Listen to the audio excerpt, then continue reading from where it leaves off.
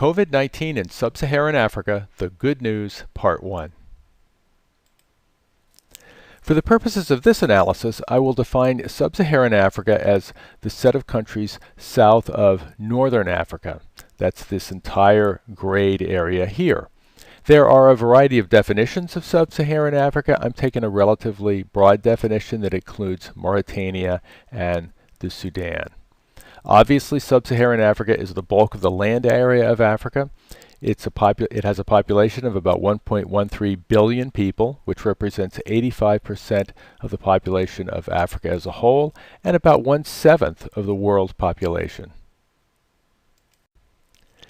In this analysis, I will look at the differences between Sub-Saharan Africa versus Western Europe and the US. The first difference has to do with demographics.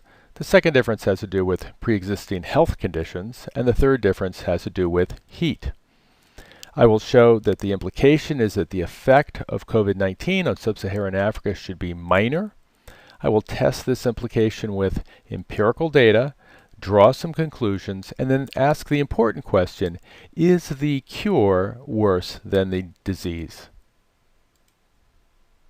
Difference 1, demographics.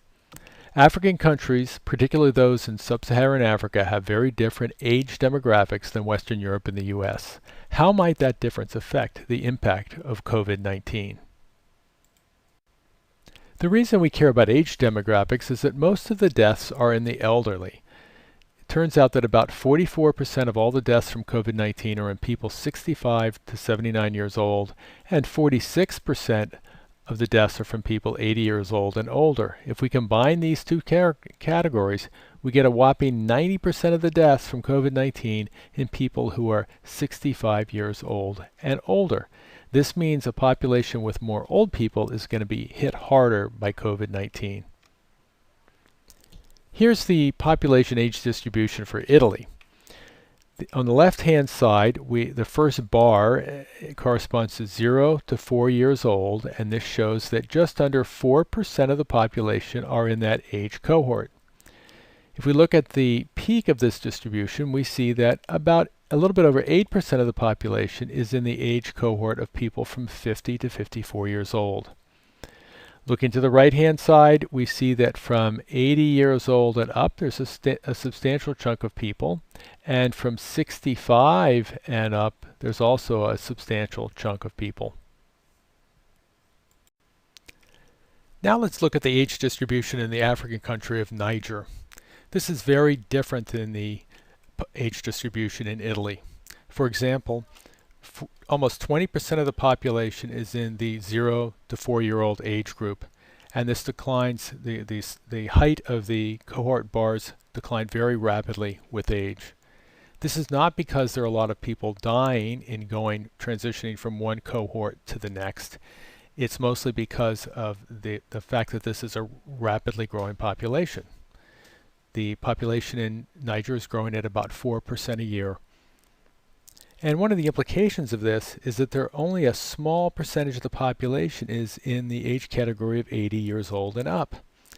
If only a small percentage of the people are in this most vulnerable age, then you're going to have only a very small percentage of deaths from COVID-19. Now let's put the population age distributions for Italy and Niger on the same graph so that we can compare them. We can see immediately that there's a much larger percentage of the Italian population in the older age categories. Here I have grayed out the age groupings in Italy for 65 and up. You can see that this triangle for Italy is much larger than the corresponding triangle for Niger. So let's group some of these key age cohorts together and see what we can conclude. In Italy, we see that about 13% of the population falls in the 0 to 14 age group, whereas in Niger, about 50% of the population falls in that age group. That's important because the people in this age group are the least susceptible to COVID-19. If we look at the other end of the spectrum, a full 7.5% of the Italian population is 80 years old and older, and a mere 0.23% of the population in Niger is 80 and older. Looking further at the 65 and up category, we have 23% for Italy and only 2.6% in Niger.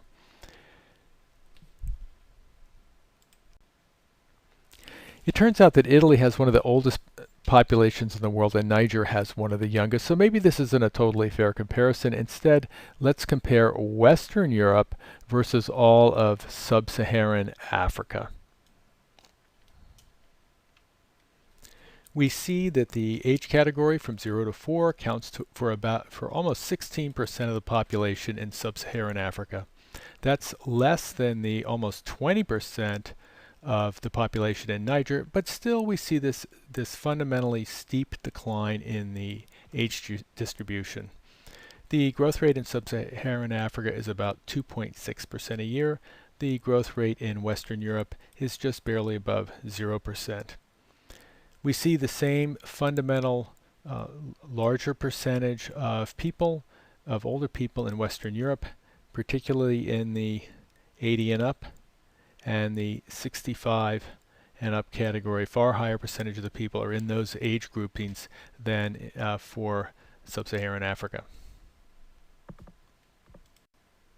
Now let's summarize key age cohorts for Western Europe versus sub-Saharan Africa. We see that in the 0 to 14 year age grouping, that 16% of Western Europeans fall into that versus 42% for sub-Saharan Africa.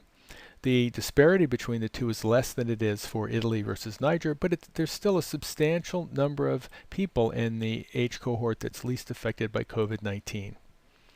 At the other end of the spectrum, we see that 6.3% of Western Europeans are 80 and up versus 0.34% in sub-Saharan Africa, and for 65 and up we get 21% and 3%. I wanted to point out that you don't have to be a medical professional to understand this, nor do you have to be a professional at building models. The data I've presented here is very transparent, straight from the UN, and the reasoning process is very simple and transparent.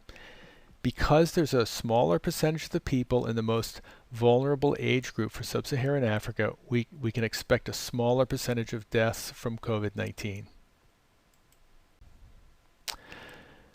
Difference number 2, pre-existing conditions. The sub-Saharan African countries have very different health profiles in Western Europe and the US. How might that difference affect the impact of COVID-19? If you look at the risk factors behind hospitalizations with COVID-19 in Italy, the US, Sweden, and Spain, we have factors such as hypertension, diabetes, cardiovascular disease, chronic lung disease, immune system problems, and kidney disease. Well, it turns out that the top 3 of these are closely linked to obesity, and kidney disease is fairly closely linked to diabetes, which is linked to obesity. So a number of the risk factors associated with hospitalization from COVID-19 are basically diseases of affluence. I highly recommend doing an internet search on obesity rates by continent and taking a look at a map of that. There's several available. I won't reproduce it here for copyright reasons, but it's striking how much less obesity there is, particularly in sub-Saharan Africa, than any place else in the world. Northern Africa has substantially more obesity than sub-Saharan Africa. Because there's much less obesity in sub-Saharan Africa than in the US and Western Europe, we can expect far fewer hospitalizations as a percent of the population in Africa. Difference number 3, heat. Sub-Saharan African countries have very different climates than Western Europe and the US. How might that difference affect the impact of COVID-19?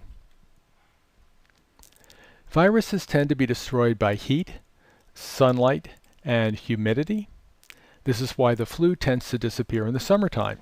There's some uncertainty about how strongly COVID-19 will be affected by these, but if it is affected, Africa is in a really good position because it's got a lot of sunlight and many parts of it are very hot. I highly recommend doing a search on solar intensity by continent. If you look at a map of that, it's striking how much more solar radiation Africa gets than many other places around the world. This suggests that if COVID-19 behaves similarly to other viruses, it might have trouble spreading in hot countries in Africa, particularly in rural areas where there's no air conditioning. So we see that sub-Saharan Africa is not like Western Europe. The population age structure is much younger. Because there's a much smaller percentage of old people, we can expect a correspondingly smaller percentage of deaths from COVID-19. There is also much less obesity, which means fewer of the risk factors associated with death by COVID-19, and also the climate is much warmer, which suggests that the virus may have a more difficult time spreading. So the preliminary conclusion is that COVID-19 should have far less impact on sub-Saharan Africa than on Western Europe. So let's test this preliminary conclusion against the data. In order to do that, I chose a sample of 12 different countries in sub-Saharan Africa. Why 12 countries? Well, the reason is it's simply a lot of work to type in the data for all the countries. The particular set of countries I chose was chosen somewhat randomly around Africa. Their total population adds up to about 333 million people. This is slightly less than 1/3 of the population of sub-Saharan Africa and is about equivalent to the population of the United States. Here is a map of Africa. The 12 countries selected for this study appear in color. You can see that an effort was made to choose countries in a variety of locations around Africa. The only significance of the different colors is an attempt so that we could see the country boundaries. As a reference point, let's look at the progression of this disease in Italy. We see that the new cases per day grew more or less exponentially, peaked at about 6,500 cases per day on March 21st, and then went through a slow, kind of noisy decline since then. We see that new deaths per day grew as well, peaked on March 27th, 6 days after the peak in new cases, and are going through a gradual decline as well. Now let's look at new cases and deaths per day for this group of 12 African nations. New cases didn't begin until about mid-March, and lately they've been averaging about 150 per day, although the data is very noisy. The deaths per day has been very low. The maximum has been about 6. Now, of course, this graph tops out at 300 per day. The graph for Italy topped out at 7,000 per day. In order to really put this data into perspective, we need to put Italy and these 12 African countries on the same graph. This graphic shows new cases per day for Italy and the group of Africa 12 nations. And we saw, as before, the rapid rise to over 6,500 cases per day for Italy, followed by the slow decline. And for the Africa 12 countries, the new cases per day are so low that they barely register above the horizontal axis. Actually, this is not entirely a fair comparison because the Africa 12 countries have about 330 million people and Italy has only about 60 million people. If we were to normalize the Africa 12 data for population, then we would have to lower this curve by a factor of 5. That's all I have time for in this YouTube video. For the exciting conclusion to this analysis, please watch part 2.